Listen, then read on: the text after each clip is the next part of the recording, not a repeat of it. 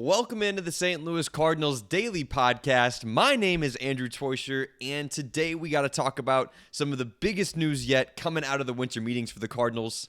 This Willson Contreras stuff is really picking up. The New York Mets have already made a call we've confirmed to the St. Louis Cardinals inquiring about Willson Contreras. If you listened to yesterday's podcast, we already called that this would immediately happen as a result of this. Stephen Cohen, the owner of the Mets, is no guy to sit idly around and have everyone else mock him because Pete Alonso, one of his sluggers, is leaving. He has to do something to justify letting him go. Now, I actually don't think Pete Alonso is worth the money that he's going to get. I think a guy like Willson Contreras, along with another piece, is actually going to fill in the quantifiable WAR and replace him in that way in a much cheaper and flexible way. And frankly, Pete Alonso was probably going to transition to a complete DH role anyway. And anywho, I think Willson Contreras to the Mets actually makes a ton of sense, and it looks like a deal is already being discussed now. Nothing is final. There's nothing that's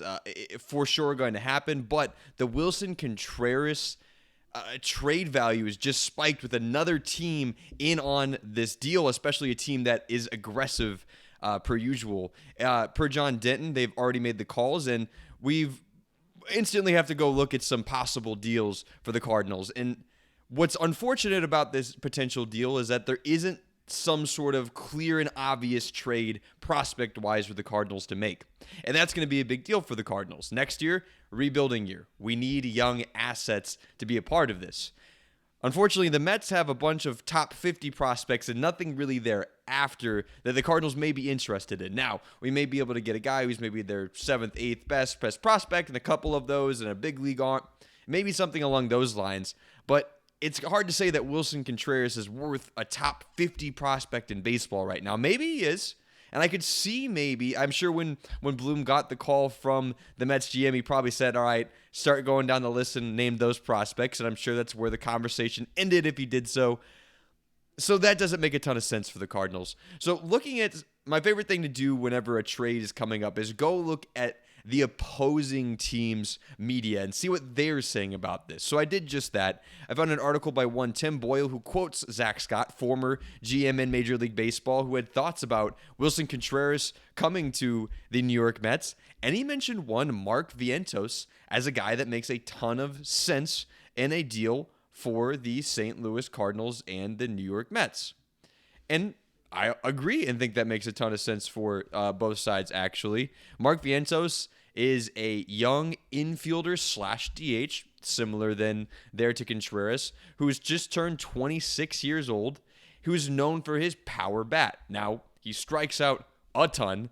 That's not something the Cardinals are, not used to seeing. You think of like a Tyler O'Neill kind of guy, swinging at everything. A lot leaves the ballpark. A lot doesn't leave the catcher's mitt. So Mark Vientos could make a lot of sense for those reasons. He plays third, first, and DH. He's still got 3 years of control on him. Willson Contreras still has another 2 years of control. However, he's owed $37 million, and he's well past 30 at this point. The Cardinals certainly should look to pivot to younger options, and a guy like Vientos would make a lot of sense for the Cardinals. Now, Mets fans have become very frustrated after Vientos broke out, had a solid 27 home run season in 2024. That's the exact kind of thing the Cardinals fans would want to tap into. But again, think back to guys that I've seen power from, a Nolan Gorman, Tyler O'Neill, some of our prospects of recent past, who we've seen swing the stick with incredible power, but they just can't seem to get things going. And when you're hitting 230 and you're not in one of those hot streaks where your home runs are coming, that's how it always happens. These home runs always come in streaks. You start to look at the guy hitting 220 and you're like, yeah, I'm ready for something else. And the Mets have a plethora of infield options to pick from. I think it would make a lot of sense if both teams were interested in this. Now, Tim Boyle, again, a New York Mets writer, mentioned that a couple other names that could make sense for the Cardinals. Ones I'm not as excited about, potentially a Sean Manaea or a Kodai Senga, who are both well past 30-year-old starting pitchers, but guys who have had success in the past. Senga more recently than Manaea, who's been struggling to injury and been seeing bullpen work as much as he's been seeing starting pitching work. So I like Senga more for that reason, but both these guys have had recent struggles with injuries. But both are guys who could come in and eat innings for us if we needed it, and help the other guys in the clubhouse learn along the way. The Cardinals desperately need to do a little thing called adding pitching, and that's another big point we should talk about coming away from the winter meetings. Chaim Bloom was quoted when talking with MLB Network analysts saying, "We are looking to, quote, add competition to a rotation." Now, he clearly points out that the St. Louis Cardinals are not trying very hard not to block any sort of paths for young starters to get into the rotation. That shouldn't really be a problem for the Cardinals this year. The St. Louis Cardinals rotation right now looks like Matthew Liberatore and McGreevy there at the top, who I think are great options, great young arms to bring in and be able to watch this year. After that, we get a little less excited. Richard Fitz, maybe excited to see him after he battles that dead arm that we've heard so much now that he had coming over from Boston. But, the Red Sox wouldn't have given him up if they knew he was going to be some top end of the rotation starter. Also, Andre Palante, we've kind of seen this story before. I'm not sure I want to see it anymore. Please, no sequel. Let's burn that series right where it is. And Kyle Leahy, who we're trying to stretch out into a starter. That's our top 5. That's not even to mention if the Cardinals end up having any sort of injuries. Or if a guy comes out in spring ball like Leahy or Fitz with the struggling injuries and just looks absolutely terrible, gets rocked, and we want nothing to do with him. That's a rough starting 5 with no depth behind it. Now, we're hoping a lot of guys could be seeing Major League work this year. Quinn Matthews is a guy we specifically want to leave the option of getting up eventually. Remember, Tink Hintz, once the Cardinals' top pitching prospect, could potentially make an appearance this year. Any other guys that the Cardinals might end up trading for? A lot of the names we've been connected to via trades for guys like Donovan and Contreras and Arenado are arms. So we want to leave that open, and the Cardinals are looking to add pitching wherever they can. If we can't do it in a trade where we can get an MLB-ready arm, much like Richard Fitz, we could end up going to free agency. And looking at Patrick McAvoy of Sports Illustrated's article, he lists a couple of good options for the Cardinals. One of which being a potential reunion with Jordan Montgomery, who's recently been struggling with injury, had Tommy John surgery, and is looking to land on his feet again somewhere. And why not come someplace comfortable where there's a lot of the same staff still here, Ollie included, where he had success in the past. Jordan Montgomery was a hot name. He was just making $25 million off of success he had with the St. Louis Cardinals. So I think that would make a lot of sense. Sign him to a cheap deal. Let his veteran presence be there, eat some innings, flip him at the deadline. Another guy, Tyler Mahle. This is my favorite signing by far that the Cardinals could make.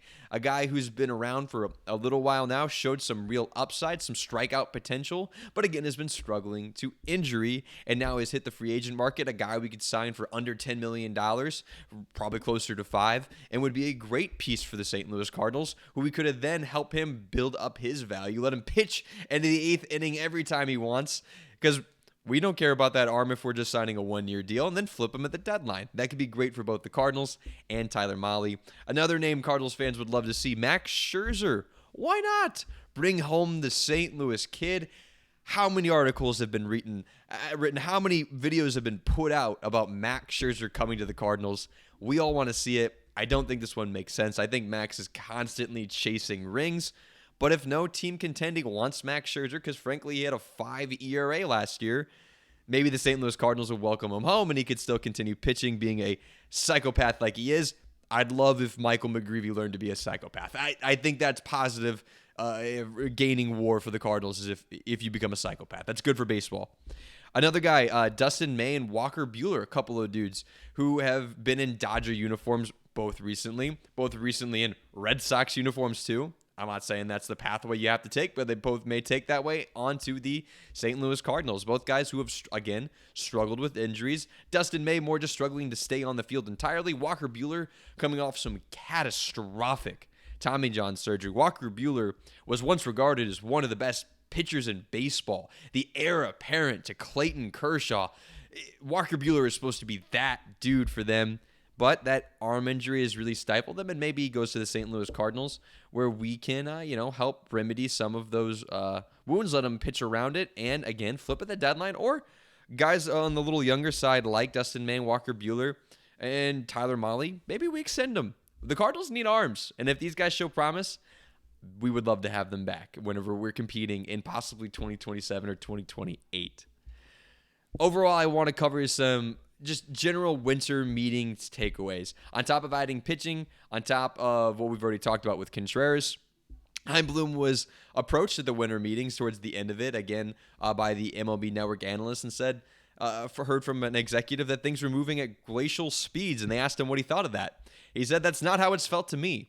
He's let him know that he's been busy. No deals have been done. He's called it a binary situation where it's hard to say something's happening until it happens.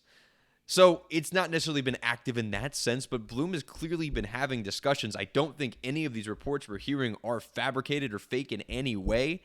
He's been a busy man fielding a lot of calls, meeting with a lot of guys. So I have hope that the Cardinals are actually going to end up making moves this offseason, unlike with Mosaic Luck oftentimes.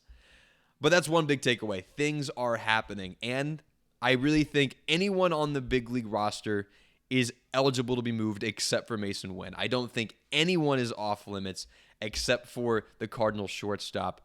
Now, minor leaguers, we're holding on to Liam Doyle and J.J. Weatherholt like they're gold. They aren't going anywhere. But Cardinals fans, Lars Nootbaar, Brendan Donovan, Nolan Gorman, Nolan Arenado, Wilson Contreras, one of our millions of catchers. I think Herrera should be more towards the cannot trade this guy. I mean, you look at his advanced analytics. Oh, mama, he's one of the best hitters in baseball when he's healthy.